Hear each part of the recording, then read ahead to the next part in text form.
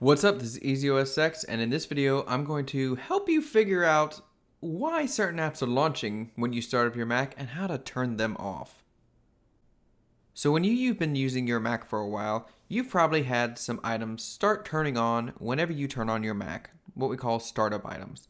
Many of these things may be something that you want and use. For example, if you have a cloud storage service like Dropbox, or a password manager like LastPass, or maybe you even have a chat app. These may be things that you want to turn on when you turn on your Mac.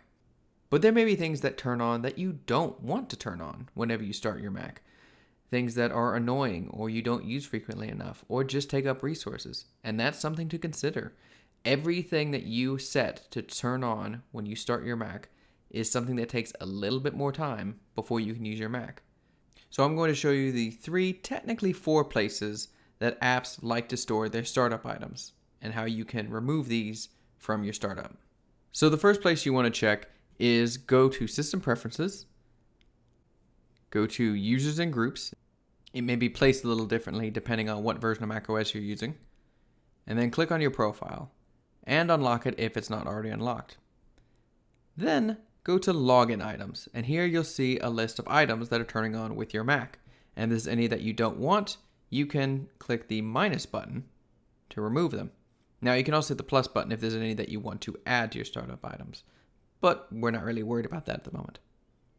So that's the first place, and that's probably the easiest place to access.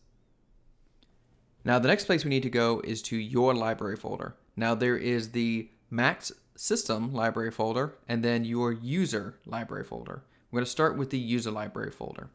To get there, you can go to the Go menu and hold down the Alt or Option key, and you'll see this option for library pop up, and this will take you to your user library. You can also hit Go to Folder and type in tilde / library. The tilde stands for your user profile.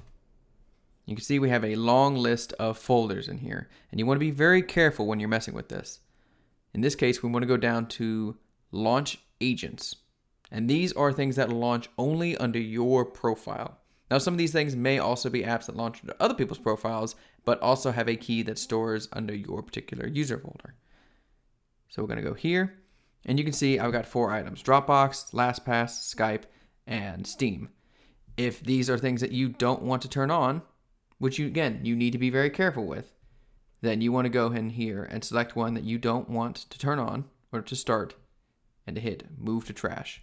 Or you can also just move them into another folder, such as your desktop or your documents folder. This is good if you're trying to test something and you're not so sure of a corrupted file or something like that. But if you know you want to get rid of it, then you can just send it to trash. Now the third and technically fourth place to go as well is the system library. And you can get to that via the Go menu in the menu bar under Finder. Hit Go to Folder and type in /library. Hit Enter. And again, we have a long list of folders that looks very similar to the user library that we had before. Likewise, you want to go down to the L section, and you'll see 2 options: Launch Agents and Launch Daemons. Launch Daemons is the Unix level one that other Unix-based systems have, and Launch Agents is the one that we're already familiar with. But depending on the app and the item and the tools that they use, they may use one or the other or even both folders. So let's start with Launch Agents. And you'll see again a list of things in here. Now, a lot of these are again system level, so removing these things will affect other users on your Mac. And if you don't know what this is, it is really important that you don't mess with it. So for example, if you have something like Google Chrome or other Google apps, these Google Keystone are involved in starting up the update services in the background. Same thing with, for example, like these Microsoft ones. So you want to make sure that you're careful and you know specifically what you're trying to remove. In this case, let's say I want to remove TeamViewer. I can just go ahead and select these items and hit Move to Trash, or again, like before, move them into something, another folder like on your desktop or documents. Now we're going to go up a level by hitting Command Up, or by hitting the drop down here and go back to Library. And now we're going to go to Launch Daemons instead. And you can see we have another longer list of things here. What apps are in here? Some again may be the same. For example, I have again this DNS crypt as well as like Google Keystone. But some of these things are also only in this folder. For example, this Silicon Dust or the Bartender app. So again, if I know what I want to remove, then I select the files, right click and hit move to trash, or again, move them to another folder like on your desktop. And those are where apps tend to store their launch items. Now, there is technically one more launch area that I'm going to show you.